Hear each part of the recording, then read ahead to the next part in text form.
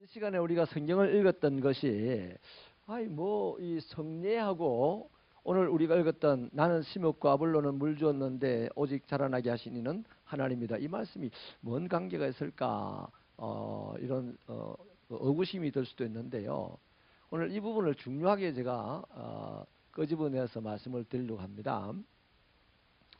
따라합시다. 하나님 외에는 없다. 이 신앙 고백이 철저하기를 바랍니다. 한 번 더 따라할게요. 예수밖에 없다. 이 예수밖에 없는 사람일수록 예수의 역사가 많이 나타납니다. 예수님 말고도 내 생활의 방편으로 이런저런 것들이 많이 동원될수록 예수의 역사는 적게 나타나는 거죠.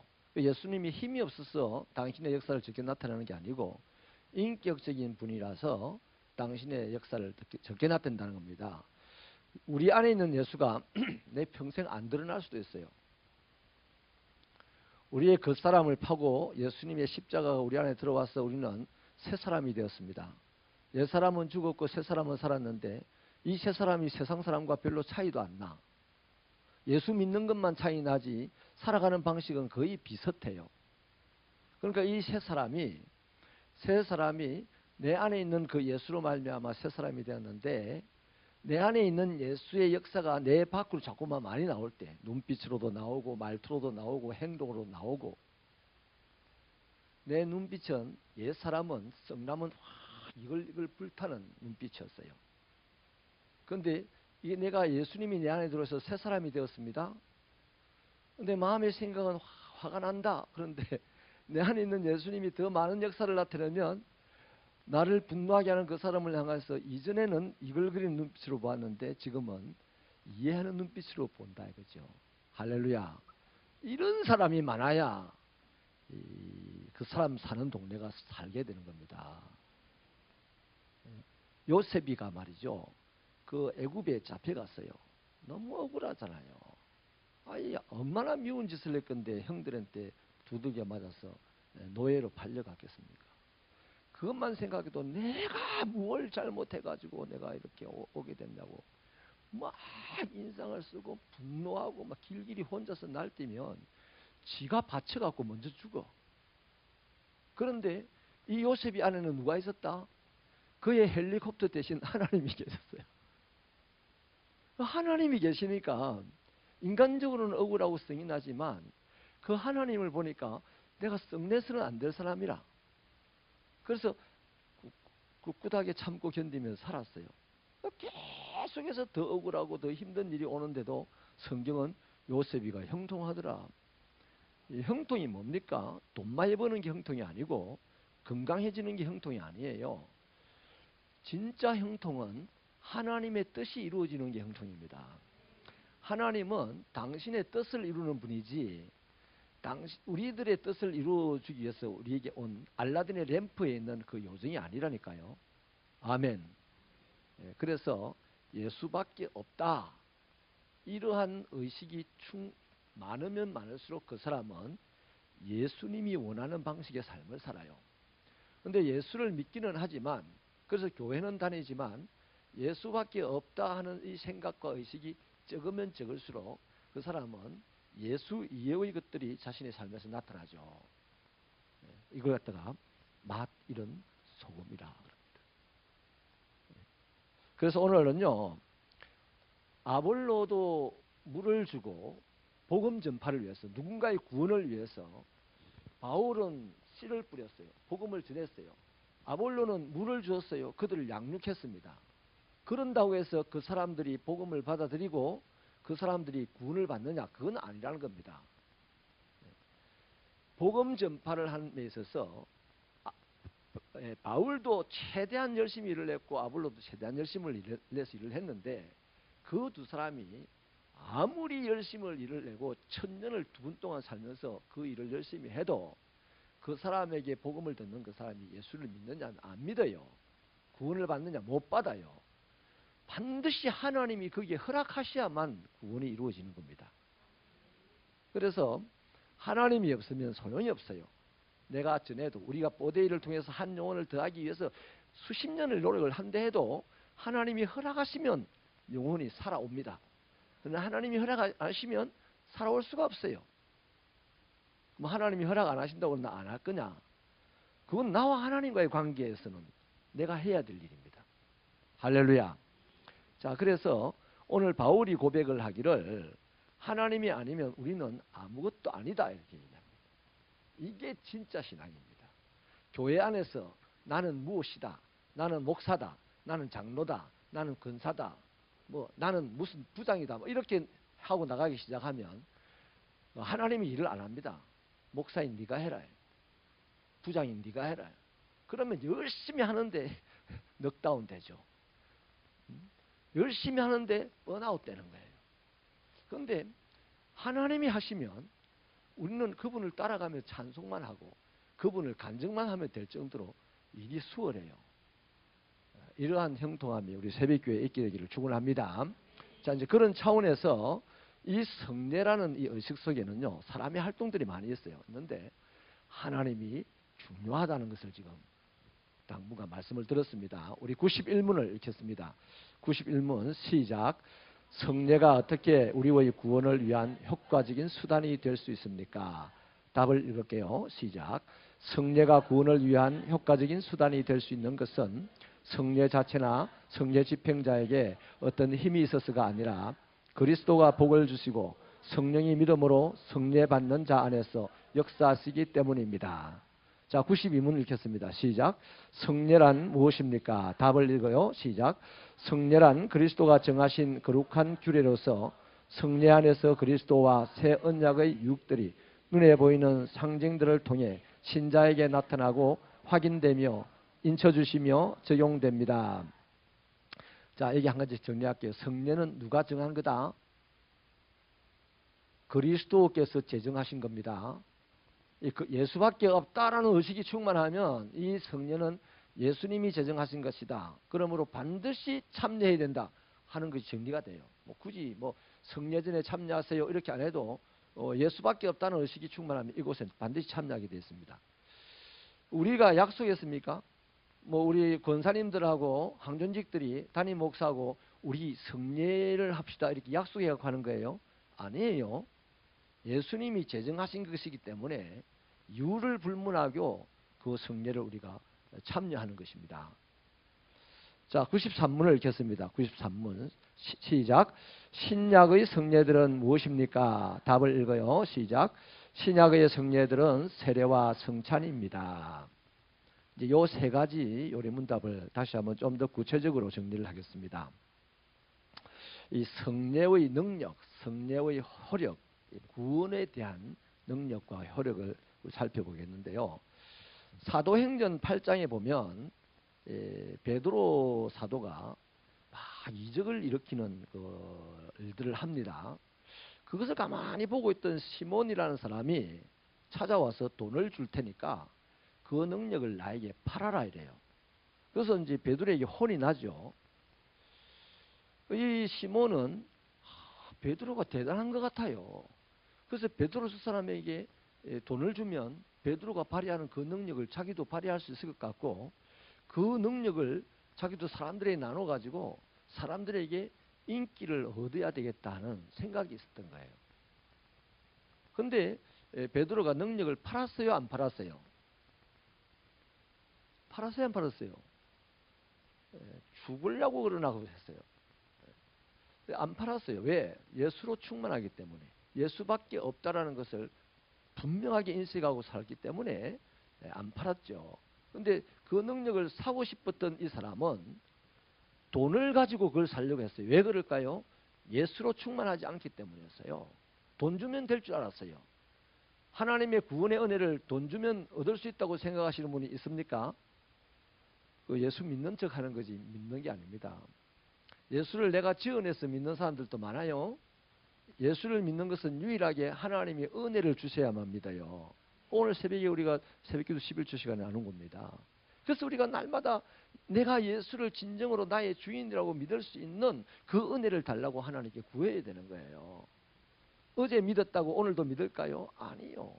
베드로가 주는 그리스도시요 살아계신 하나님의 아들입니다. 하나님의 은혜로 알게 돼가지고 예수가 그런 분이라고 고백을 했어요. 그런데 한참 뒤에 가보면 예수 모른다고 부인도 하고 그러잖아요.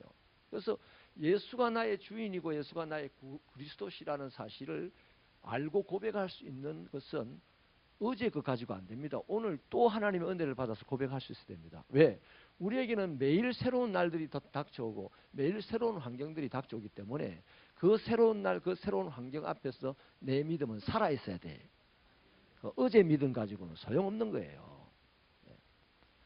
자, 그래서 이 시몬이 돈으로 그 능력을 못 샀고 결국 이 사람은 어떻게 변질돼 버렸냐면, 그러면 베드로를 따라다니면서 베드로가 하듯이 나도 하나님께 기도해서 하나님 나에게도 베드로에게 주신 그 능력을 좀 주십시오. 이렇게 하나님의 은혜를 구하면 될 텐데 이 사람 안 그랬어요. 끊임없이 돈만 가지고 뭔가 하려고 했었어요. 그래서 세계사 속에 사이머니즘이라는 것을 창출시킨 사람입니다. 금권주의가 여기서 나와요. 그 다음에 또 이 사람은 영지주의의 이단, 교회를 어찌 보면 역사 속에서 없애버릴 만큼 강성했던 영지주의의 시조가 됐어요. 무슨 말씀을 제가 드리려고 하냐면요, 하나님의 능력은요, 능력 자체에 관심을 갖는 자에게 능력 절대 안 주십니다. 하나님의 능력은 하나님의 나라를 건설하려고 자기 몸을 던지는 사람에게 능력을 주시는 거예요. 내가 능력을 받아서 뭔가 그 능력을 발휘하리라, 절대 안 줍니다. 혹시 그런 사람이 능력을 발휘합니까? 전부 거짓말로 하는 겁니다. 주로 이제 은사주의자들이 이런 쪽에서 다 이 사이비성이 농후해지는 게 바로 그겁니다. 그래서 여러분, 이 능력이라는 것은 경건한 사람들, 그런 사람들에게 하나님이 주는 거지, 능력을 뭐 원하는 사람들에게 하나님이 주는 게 아니에요. 그래서 능력을 원하지 마시고 경건하게 살아가십시다. 하나님의 나라를 위하여 자신을 드리십시다. 그러면 하나님이 이 친구는 돈의 능력이 필요하다. 알아요, 몰라요? 알아요. 그럼 그 사람에게는 돈을 잘 다스리는 능력을 주시고, 이 친구에게는 권력의 능력이 필요하다. 하나님 알아요. 그럼 그 사람에게는 권력을 주시는 거예요. 그래서 그 권력과 그 돈으로 하나님의 나라를 이루어갈 수 있도록 그렇게 인도해 주신단 말이죠. 이런 차원에서요, 우리가 은사도 말합니다. 은사도 하나님이 왜 주시냐 하면, 내가 은사 가진 사람이다 자랑하라고 주는 게 아니에요. 심지어 하나님이 나에게 이런 은사를 주셨어요, 이 자랑도 하나님이 하는 걸 원치 않습니다.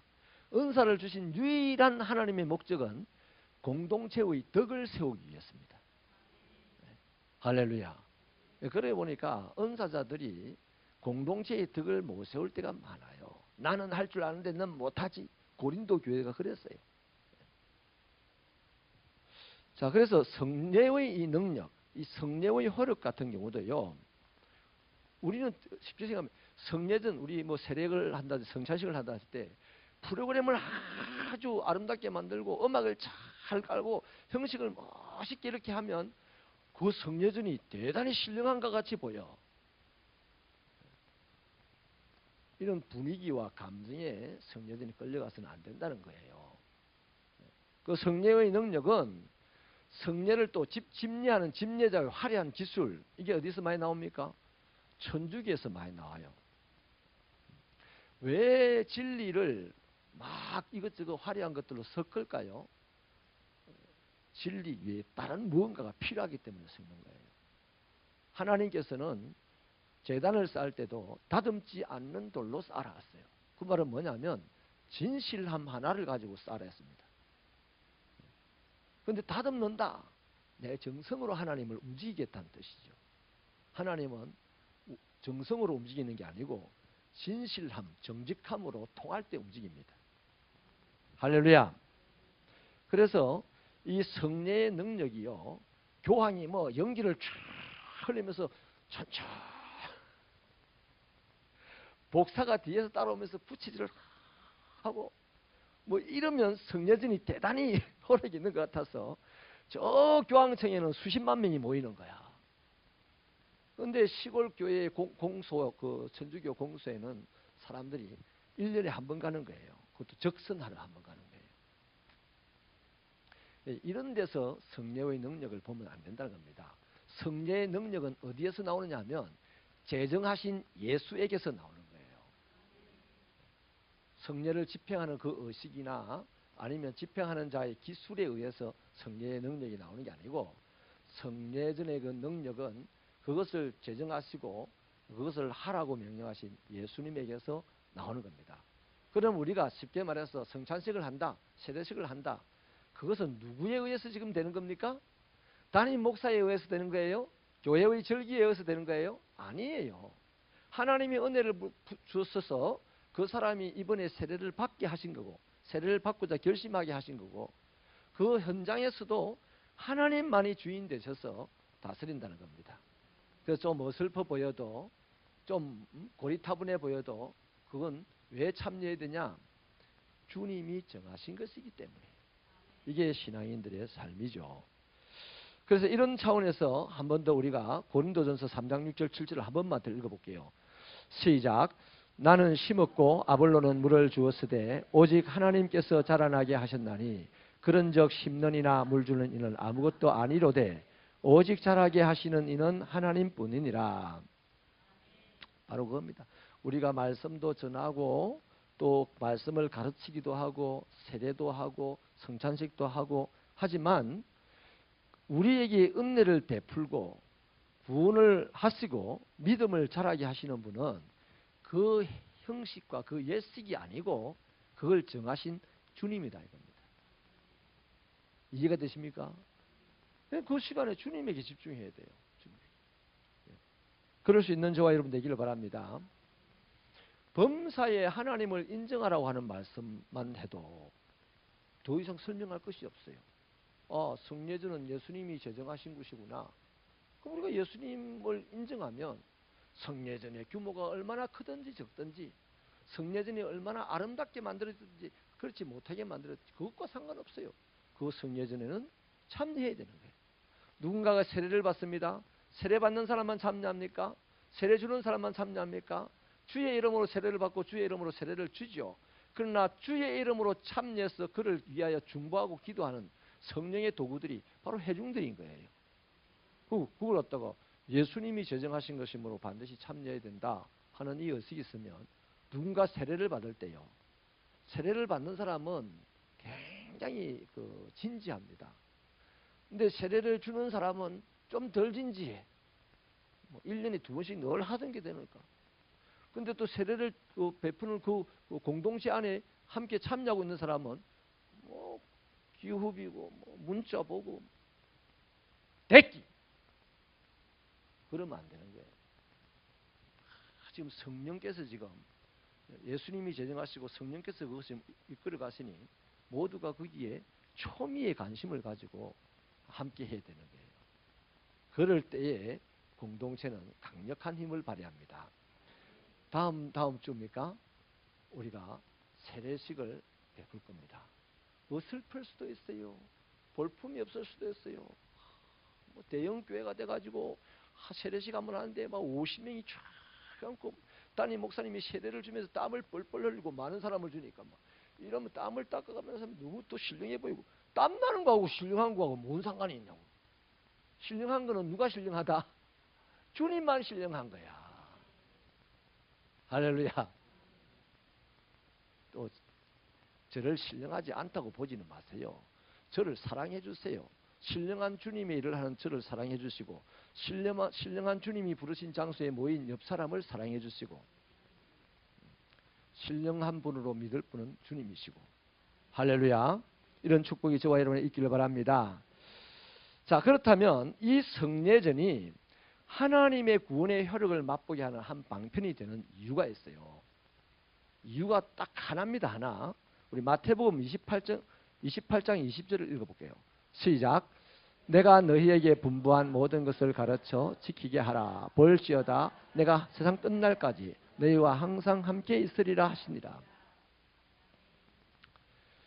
자, 예수님이 성찬식을 하실 때, 예수님이 세례를 받으실 때 예수님 자신과 세례를 베풀었던 세례요한이 한 자리에 있었어요? 서로 모르는 척하고 떨어져 있었어요? 서로 모르는 척하고 떨어져 있으면서 영적인 분들이니까 막 전기보다도 수백 볼트 센 것들이 왔다 갔다 하고 뭐 이랬나요? 함께 있었습니다. 자, 예수님이 제자들에게 성찬을 베풀 때 성찬을 받는 제자들과 성찬을 베푸신 제자들이 예수님이 함께 있었어요. 뭐 이산저산 따로 떨어져 있었어요. 함께 있었어요. 그러니까 예수님이 세상 끝날까지 내가 항상 너희와 함께 있으라 이 말씀을 통해서 오늘 저와 여러분은 이 약속을 어떻게 볼 수 있어요? 어떻게? 예수님이 나와 함께 계신다 하는 이것을 예수님이 제정하신 이 성례전에 참여함으로써 예수님이 나와 함께 계신 거구나. 이게 정리가 되는 거예요. 이게 정리가 되어야만 진정한 믿음의 생활이 가능합니다. 할렐루야. 그 다음 또 한번 보십시다. 고린도전서 12장 13절을 읽어볼게요. 시작. 우리가 유대인이나 헬라인이나 종이나 자유인이나 다 한 성령으로 세례를 받아 한 몸이 되었고 또 다 한 성령으로 맞쓰게 하셨느니라. 저 말씀을 잘 보면 수많은 종류의 사람들이 있어요.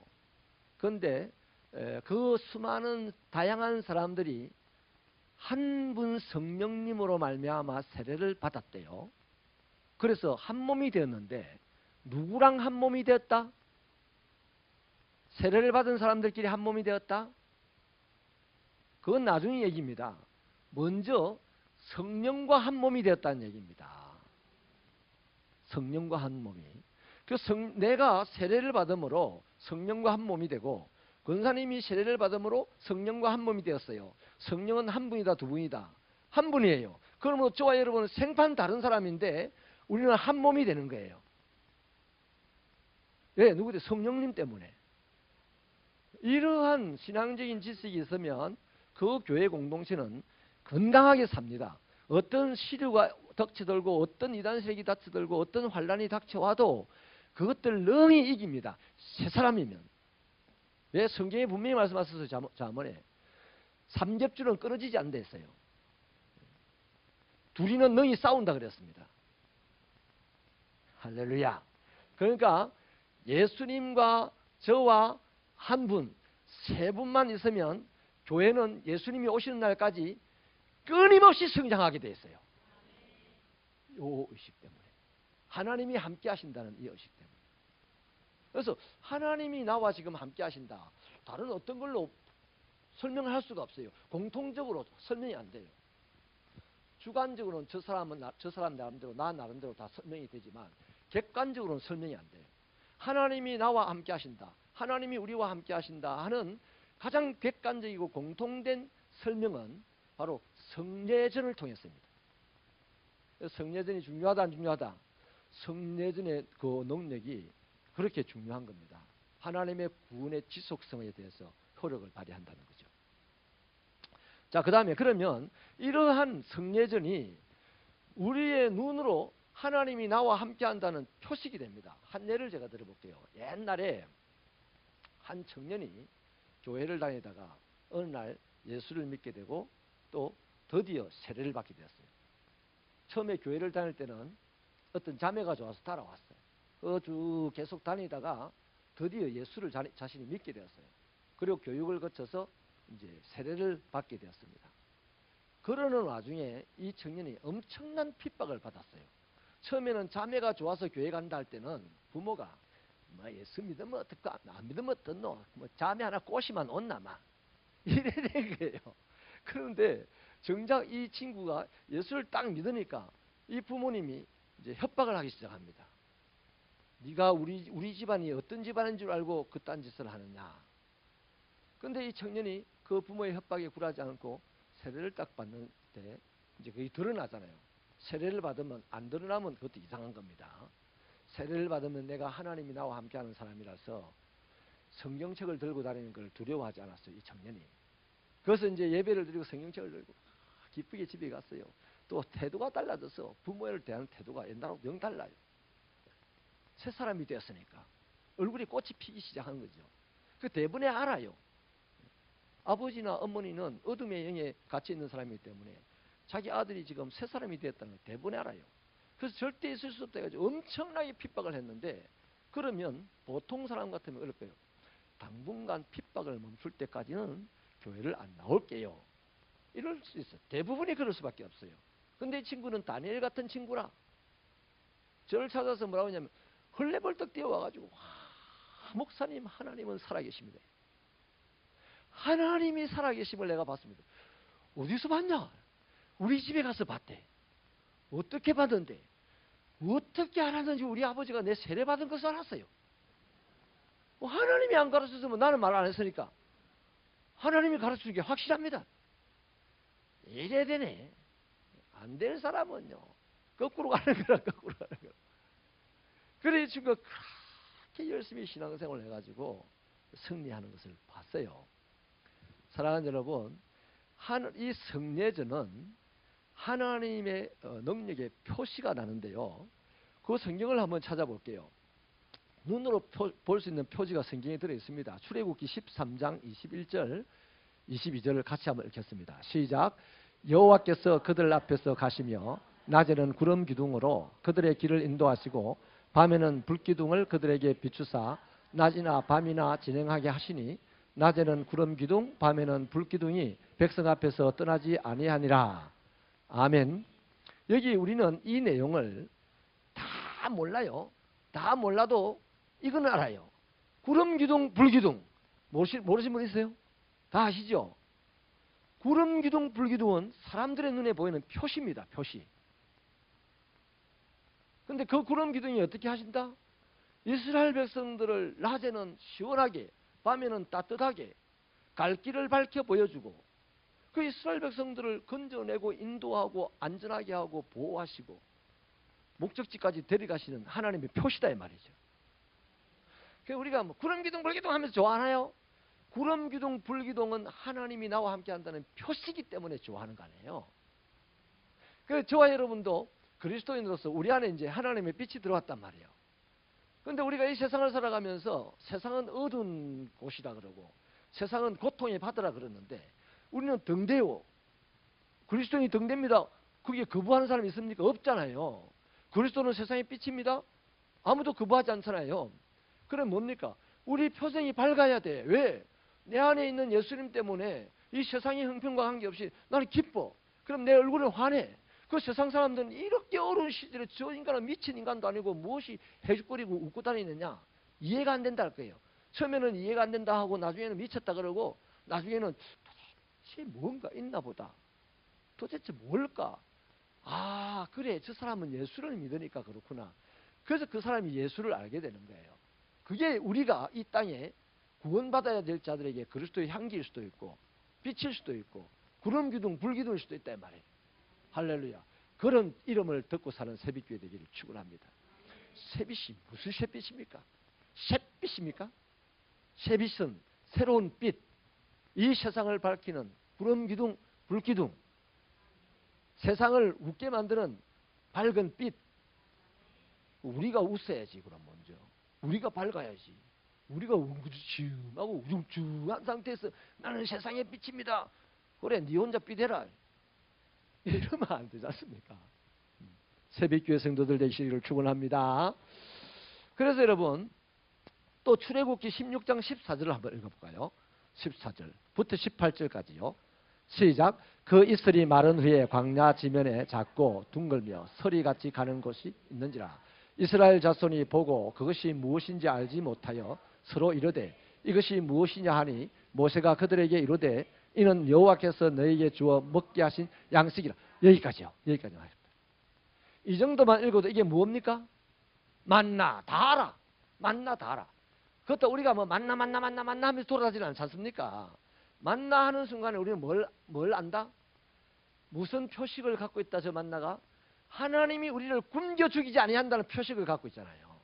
하나님이 우리에게 일용할 양식을 주신다는 표식을 갖고 있는 게 만나다 이 말이에요. 그러니까 이스라엘 구원받은 이스라엘 백성들이 광야를 행진할 때 죽을 수밖에 없어요. 길 잃고 죽을 수밖에 없고 더워서 죽을 수밖에 없고 추워서 죽을 수밖에 없고 굶어서 죽을 수밖에 없고 짐승이나 벌레에 물려 죽을 수밖에 없어. 10가지면 10가지 다 죽을 수밖에 없는 인생들인데 불기둥 구름기둥 만나로서 모든 것을 해결해 주셨다. 그 하나님의 구원의 표시다 이 말. 그렇다면 마찬가지입니다. 우리가 지금 하고 있는 이 성례전도 표식이에요. 표식. 하나님의 구원의 표식이다 이 말이에요. 자, 창세기 17장 10절 한번 봅시다. 같이 읽겠습니다. 시작. 너희 중 남자는 다 할례를 받으라. 이것이 나와 너희와 너희 후손 사이에 지킬 내 언약이니라. 할례는 내가 하는 거요, 하나님이 하는 거요? 내가 하는 거지. 근데 이제 여러분들이 아주 훌륭한 지금 생각이 들어가서 그래서 하나님밖에 없다라고 생각을 하기 때문에 하나님이 시키신 일을 내가 하는 거예요. 그죠? 이건 뭡니까? 할례는 내 몸에 표시하는 하나님과 함께하는 행동이에요. 하나님과 함께한다는 나의 표시입니다. 나의 표시. 이해가 되시죠? 아까 구름기둥 불기둥이나 만나는 우리와 함께 하신다는 하나님 자신의 표시예요. 그런데 이 할례는 내가 하나님과 함께 한다는 표시입니다. 또 로마서 4장 11절 읽어볼게요. 시작. 그가 할례의 표를 받은 것은 됐습니다. 죄송해요. 더 읽어야 되는데 제가 경망스럽게 중간에 끊었습니다. 할례의 표 이랬죠. 할례를 표라고 했습니다. 이게 무슨 표시냐면 하나님 나는 주님과 함께하고 있습니다 하는 표시예요. 할렐루야. 자, 그러니까 여러분 이 표시라는 것은 굉장히 중요합니다. 결혼을 보십시오. 결혼. 그냥 결혼식을 하지 않고 결혼 생활을 하는 분 있어요, 없어요? 많이 있습니다. 많이 있어요. 근데 아주 어린 아이, 최근에 우리 하영이가 굉장히 어린 나이, 요즘 처자치면 굉장히 어린 나이에 시집을 갔어요. 그 하영이가 결혼식을 마치고 이제 사진을 찍기 전에 사진기사가 이 뽀뽀를 하라고 요구를 했는데 신랑이 뽀뽀를 엄청 세게 해버렸어요. 그래서 하영이가 막 부끄러워가지고 막 이러더라고. 자, 여러분. 수많은 사람들이 있는 데서 25살 먹는 남자와 여자가 우리 사랑하는 사이야라고 하면서 막 뽀뽀를 세게 했어요. 그럼 사람들이 뭐라고 할까요? 아이고 불량한 자식들, 저것들이 누구 집 자식이야, 저 인간들 되겠어? 이럴 거예요. 그죠? 그런데 그 어린 26 아이가 결혼식을 마친 후에 사진기사가 키스를 하세요, 사진 찍겠습니다 이럴 때 세게 키스했다고 누가 아이고 경망스러운 것들 합니까? 박수를 치는 거야. 이 식이 그래서 중요한 겁니다. 25살 먹는 남녀가 결혼식을 하지 않고 결혼 생활을 해요. 그런데 그런 남녀가 길거리에 다니면서 막 키스를 하면 자기들도 괜히 캥기고 사람들도 이상하게 봅니다. 그런데 결혼식을 하게 되면 그 사랑의 행위들이 하나도 캥기거나 부담스럽지가 않아. 더 행복한 거야. 그래서 이 형식, 결혼이 형식으로 뿌려서 될 때, 결혼식이 될 때, 그때는 모든 것이 합법적으로 되는 거예요. 마찬가지로 이 표시는 그래서 중요한 겁니다. 결혼식 자체가 왜 중요하냐? 표시기 때문입니다. 표시기 때문에. 결혼식을 안 해도 결혼 생활을 해서 아기 낳고 행복하게 살아갈 수 있어요. 뭐 돈 많이 드는데 뭐 하려고 우리 결혼식을 해? 그런데 대부분의 사람들이 어쩔 수 없어서 결혼식을 못하고 그냥 결혼 생활을 하지. 대부분의 사람은 다 결혼식을 무리를 했으라도 다 합니다. 그게 뭐냐면 합법성을 자기 자신에게 남들에게 합법적인 표시가 되기 때문에 하는 거예요. 성례전도 하나님이 나와 함께 하시고 내가 하나님과 함께 한다는 가장 합법적인 표시다 이 말이에요. 그래서 성례전이 우리 구원의 지속을 위한 효력이 있다는 겁니다. 자, 그렇다면 오늘은 말씀은 여기까지인데요. 이제 마지막으로 그리스도인에게는 딱 두 가지의 성례만 있습니다. 그게 뭐냐면 따라합시다. 세례와 성찬이다. 이 세례는 우리가 그리스도인이 신학적으로 성례가 두 가지다라고 하는 것은요. 예수께서 직접 행하시고 명하신 것 때문입니다. 근데 천주교에서는요. 칠성사라 그래가지고 세례와 성찬 말고도요. 견진이라 인도에 가는 것, 또 뭐 고해 성사하는 것, 병자를 도우는 것, 성품을 위하여서, 그 다음에 혼인 성사, 혼인까지도 성사라고 합니다. 대단히 친절하죠. 천주교 너무 좋다, 그죠? 큰일 날 짓입니다. 그냥 결혼이에요, 결혼. 예수님 결혼하셨나요? 예수님은 모든 하나님의 자녀들을 신부 삼으신 분입니다. 누구 한 사람과 결혼을 하신 분이 아니에요. 예수님이 고백했습니까? 네, 제가 이런 것입니다. 고백 성사했어요? 안 했어요. 그래서 예수님이 실제로 하나님의 뜻으로 실행하시고 그것을 명하신 것 딱 두 가지입니다. 세례를 받으신 것과 성찬식을 하신 거예요. 그 세례를 받은 그 내용을 보면요, 마태복음 3장 15절 같이 읽어볼까요? 시작. 예수께서 대답하여 이르시되 이제 허락하라. 우리가 이와 같이 하여 모든 의를 이루는 것이 합당하니라 하시니 이에 요한이 허락하는지라. 예수님이 세례 요한에게 가서 세례를 받습니다. 그 세례 요한은 그 당시 이제 사람들을 악하니까 타락하고 했으니까 이 회개의 세례를 막 베풀었어요. 근데 예수님이 그 세례 요한에게 가서 세례를 달라고 이러니까 내가 어떻게 당신에게 세례를 줄 수 있습니까? 거절을 합니다. 그 거절할 때 하신 말씀이 저 말씀이거든요. 우리가 이와 같이 하여 모든 의를 이루는 것이 합당하다. 모든 의가 뭡니까? 하나님의 뜻입니다. 뜻. 이 세례를 받는 것, 세례를 주고 받는 이것이 하나님의 뜻이라는 겁니다. 그래서 하나님의 뜻을 내가 이루어야 된다 이 말이에요. 그리고 우리에게 세례를 베풀고 세례를 받으라고 하는 것이 바로 하나님의 뜻을 이루는 것이기 때문에, 그래서 성례라고 하는 겁니다. 그 다음 성찬은 뭡니까? 우리 마태복음 26장 26절을 한번 볼까요? 시작. 그들이 먹을 떡에 예수께서 떡을 가지사 떼어 제자들에게 주시며 이르시되 받아서 먹으라. 이것은 내 몸이니라. 여기까지만요.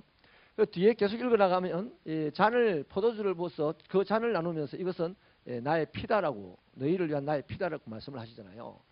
이 떡과 포도주를 가지고 나누신 성찬을 성례라고 하는데, 이 성례는 주님이 오시는 날까지 당신을 기념하여 행하라 그렇게 명령을 합니다. 명령을 해요. 그 십자가에서 보여준 것이 온몸이 뜯어지고 찢겨나오고 채찍에, 그리고 물과 피를 다 쏟아내신 것이 바로 이 떡과 이 잔에 대한 이 상징이거든요. 떡과 잔이 그것을 상징하는 거거든요. 그래서 이 성찬을 예수님이 제정을 하신 겁니다. 그 성경에 이것 두 개 외에는요, 예수님이 제정하셨거나 예수님이 명령하신 건 없어요. 실제로 행하면서 하신 게. 그래서 천주교가 그러면 왜 칠성사라고 하냐? 사람은요, 할 수 말씀 많이 꾸미면 신령한 거라고 생각합니다. 조직을 강화시키기 위하여 필요한 것이 꾸밈입니다.